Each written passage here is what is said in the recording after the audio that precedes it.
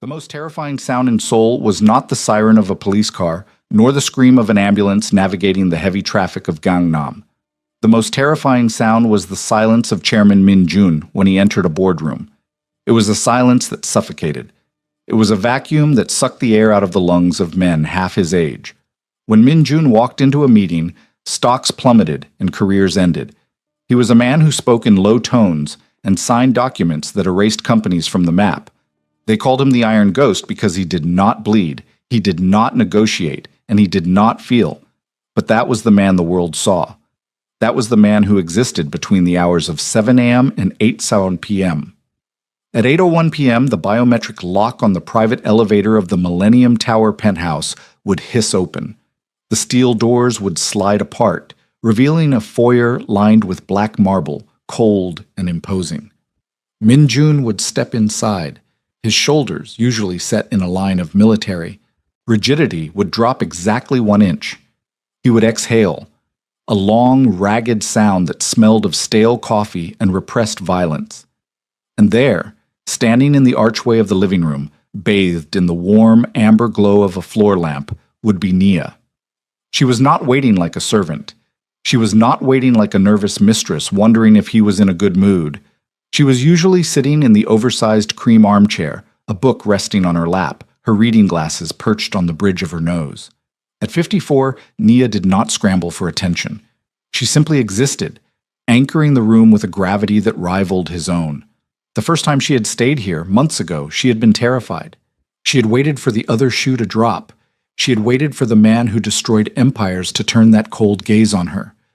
But tonight, like every night for the past 3 months, the ritual was the same. Min Jun placed his briefcase on the console table.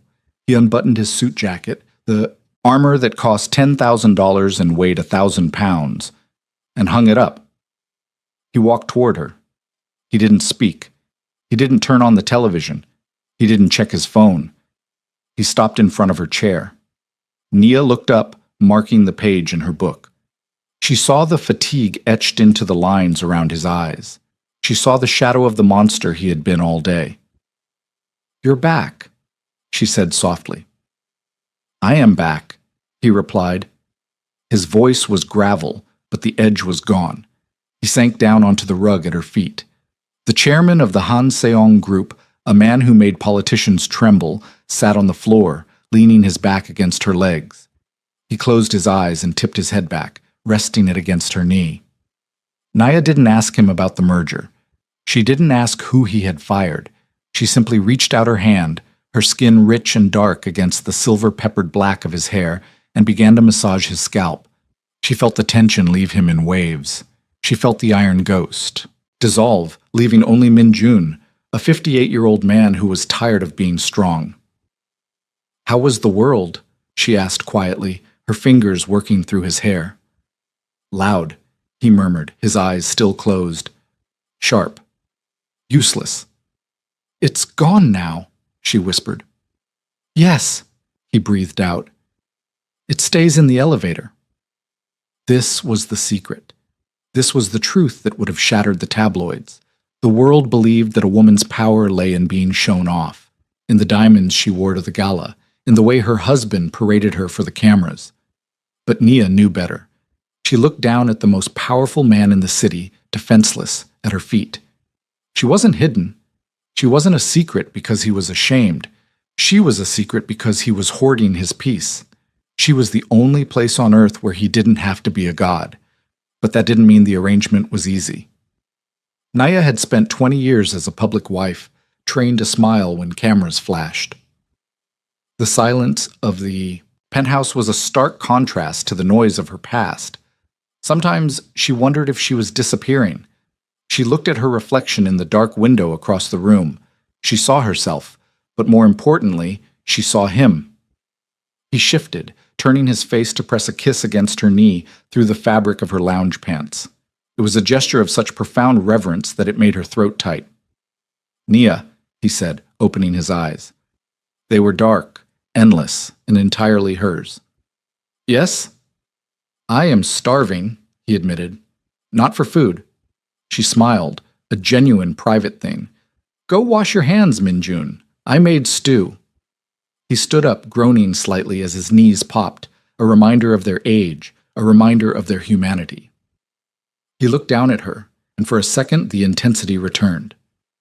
"You are too good to me," he said. "I know," she replied effortlessly.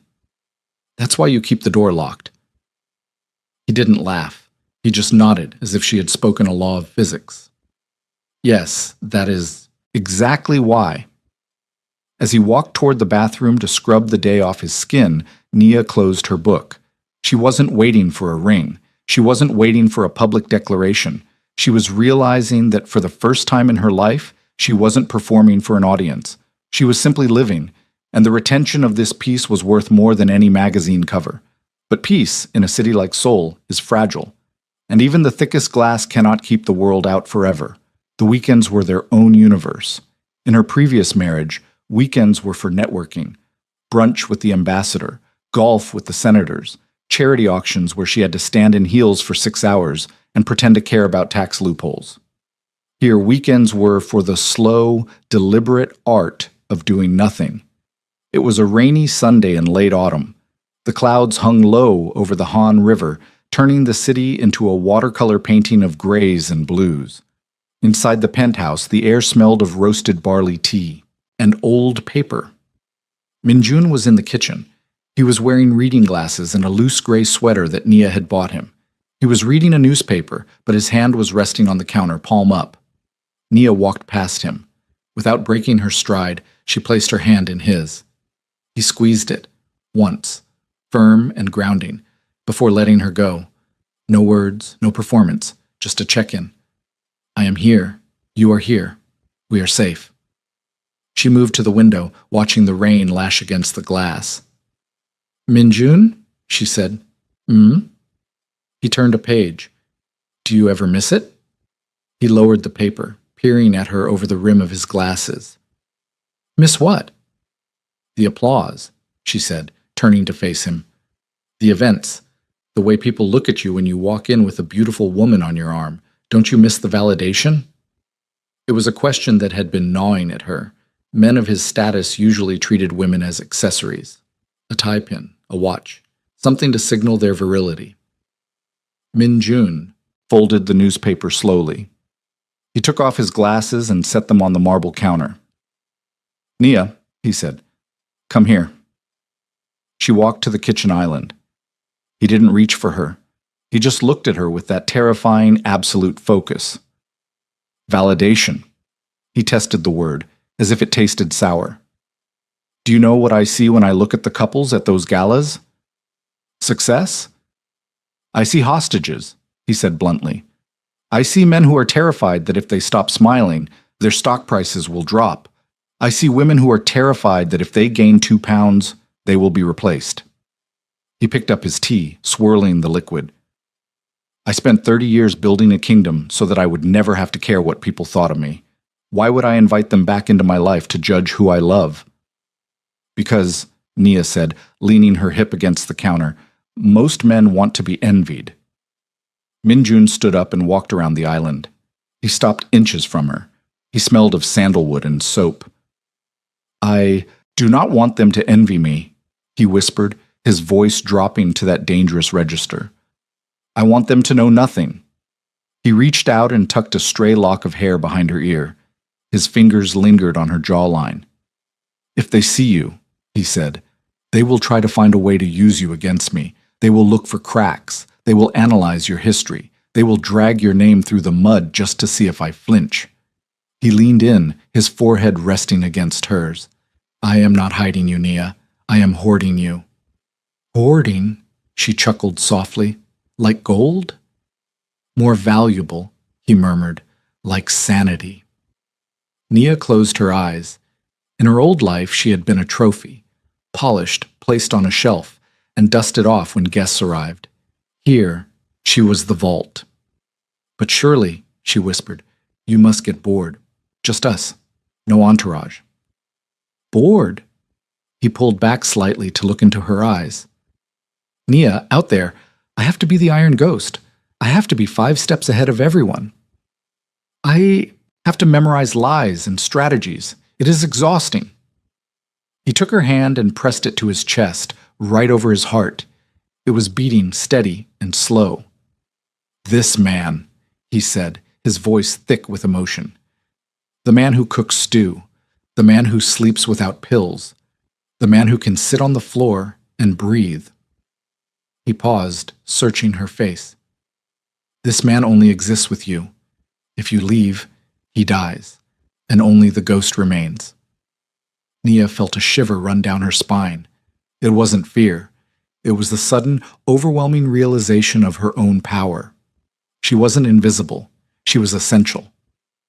"I'm not going anywhere," she said. "Good," he said, "because I have planned our afternoon." "Oh? A strategy meeting?" "No," he said, the corner of his mouth twitching into a rare smile. "A nap. And perhaps you can read to me?" Nia laughed. It was a loud, uninhibited sound that bounced off the high ceilings. "The terrifying Chairman Min-jun wants a bedtime story?" "I want to hear your voice," he corrected. "It drowns out the rain." They moved to the sofa. He lay down, his head in her lap, his long legs stretched out. She opened her book and began to read aloud. Outside, the storm raged. The wind battered the glass. The city of Seoul churned with ambition, betrayal, and noise. But inside, there was only the sound of her voice and the rhythmic breathing of a man who had finally found a place to rest his sword. This was the seductive power of their secret. It wasn't about shame. It was about the luxury of being human in a world that demanded they be statues. But humanity is messy. And the problem with being the only person who sees the man behind the monster is that sometimes the monster comes home covered in blood. If you are loving this journey into the quiet, intense world of mature romance, please subscribe. Because in the next chapter, the outside world tries to break the lock, and Nia has to decide just how much of the monster she can handle. The shift happened on a Tuesday. Nia knew something was wrong the moment the elevator chimed. Usually the mechanism was smooth, a soft whoosh of air. Tonight, the arrival felt heavy. The doors opened. Min-jun did not step out immediately. He stood in the metal box, his hand gripping the rail so tightly his knuckles were white. Nia was in the kitchen, pouring wine. She set the bottle down. She didn't rush. She had learned that rushing made him defensive. She walked to the foyer. Min-jun stepped out. He looked wrecked. His suit was immaculate, but his tie was gone. His top button was undone. But it was his face that stopped her. His skin was gray, drained of color. His eyes were wide, the pupils dilated, staring at something Nia couldn't see. And there was a smell. Beneath the expensive cologne, there was the metallic tang of adrenaline and something darker. "Min-jun?" she said softly. He flinched. He actually flinched. He held up a hand. "Don't." His voice was a rasp. "Don't come closer." Nia stopped. She stood 5 feet away from him. "What happened?" "Business," he said. The word sounded like a curse. "Ugly business." He walked past her, giving her a wide berth, as if he were contagious. He went straight to the liquor cabinet in the living room and poured a glass of scotch. His hands were shaking. Nia watched him. She saw the tremor. She knew who he was. She wasn't naive. You don't become a chaebol chairman without crushing people. You don't earn the name Iron Ghost by baking cookies. But she had never seen the violence cling to him like this. He downed the drink in one swallow and poured another. He stood with his back to her, staring at the black window. "Go to bed, Nia," he said. His voice was cold, sharper than she had ever heard it in this house. "No," she said. He turned around. His eyes were blazing. "I said go to bed. I am not fit for company tonight." "I don't want company," Nia said, stepping into the living room. "I want to know why." "My partner is shaking." "Partner?" He let out a harsh, barking laugh. "You are not my partner in this. You are the innocence. That is the deal. I handle the filth. You keep the house clean." "I am not a maid, Min-jun," she said, her voice dropping an octave. "And I am not a child. I have seen ugly things. Do not condescend to me." He stared at her, stunned by her tone. "I destroyed a man today," he confessed. The words vomited out of him. A friend. He betrayed the company. I had to cut him out, entirely. His family, his legacy, gone. He looked at his hands as if he expected to see blood. "He begged me," Minjun whispered, "and I felt nothing. That is the worst part. I looked at his ruin, and I felt nothing but annoyance that it was taking so long." He looked up at Naya, his expression fracturing. "I am a monster, Nia. You are playing house with a monster." The silence stretched, taut as a wire. This was the test. This was the moment most women would back away. This was the moment the bad boy fantasy dissolved into the terrifying reality of a ruthless man. Nia looked at him. She saw the guilt eating him alive. She saw that he did feel something. He felt horror at his own numbness. She didn't leave. She walked forward. "Stay back," he warned, backing up until he hit the glass of the window. "I will stain you." Nia closed the distance. She reached out and took the glass of scotch from his hand. She set it on the table. Then she took his hands. They were cold as ice. "Look at me," she commanded. He refused. He looked at the floor. "Minjun, look at me." He dragged his gaze up to meet hers. He looked terrified that he would see disgust in her eyes.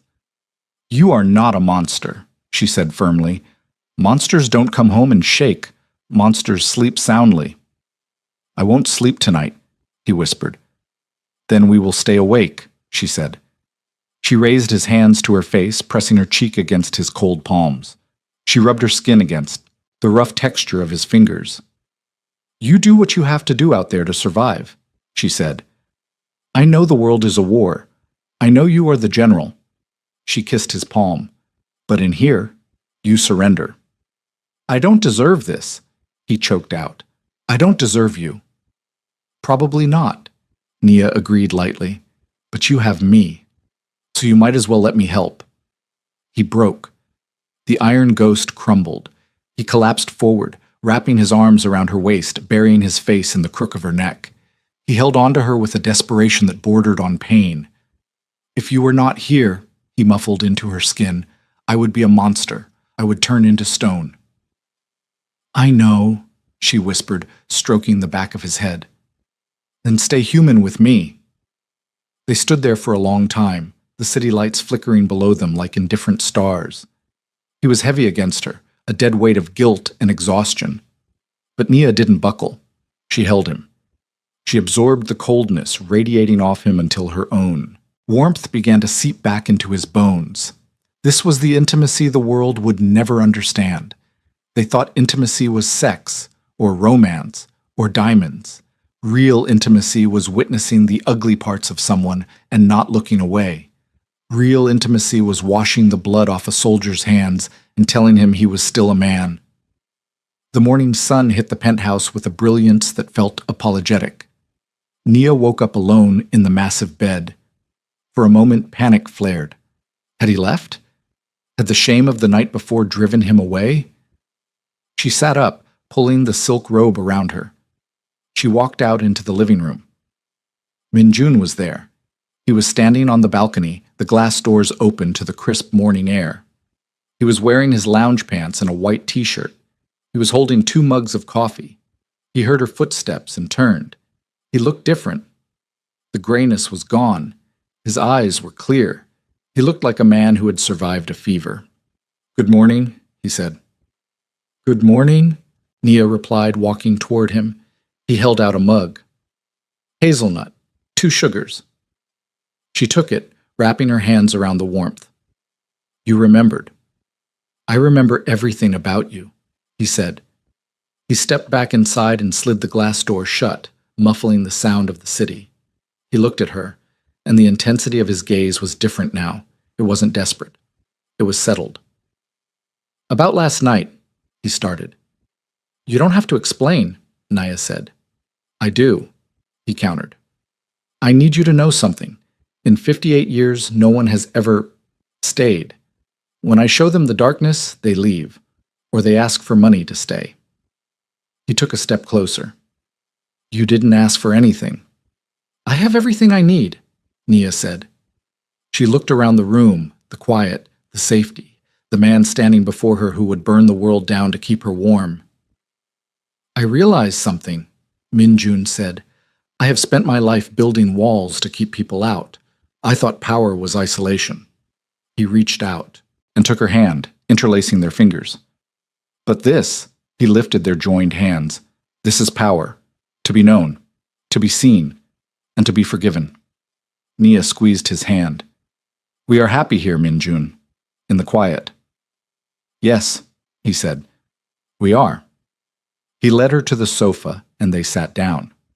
The morning news was playing softly on the television, muted. Images of the stock market, images of the scandal involving the man Min-jun had destroyed yesterday. The world was chaotic, loud, and judgmental. But in the penthouse, the volume was turned down to 0. Nia rested her head on his shoulder. He draped his arm around her, pulling her close. She thought about her friends back in the States. They would ask her why she was single, why she didn't have a husband to show off on Facebook. They would pity her for being alone at 54. She smiled. A secret, satisfied smile. They didn't know that she was loved more fiercely in the dark than they were in the light. They didn't know that she held the heart of the Iron Ghost in her hands. I love you, Min-jun said. He said it casually, simply, as if he were commenting on the weather. Nia froze. He had never said it. Not once. She looked up at him. He wasn't looking at her. He was looking at the muted TV, his face calm. You said it, she whispered. He turned to her, a small, genuine smile playing on his lips. I realized I had not said it aloud. It seemed inefficient to keep it inside. Nia laughed, tears prickling her eyes. Inefficient. Yes, it is a fact. I love you, and I will protect you, even for me. Nia kissed him. It was soft, lingering, and tasted of coffee and promise. I love you too, she said. Outside, the city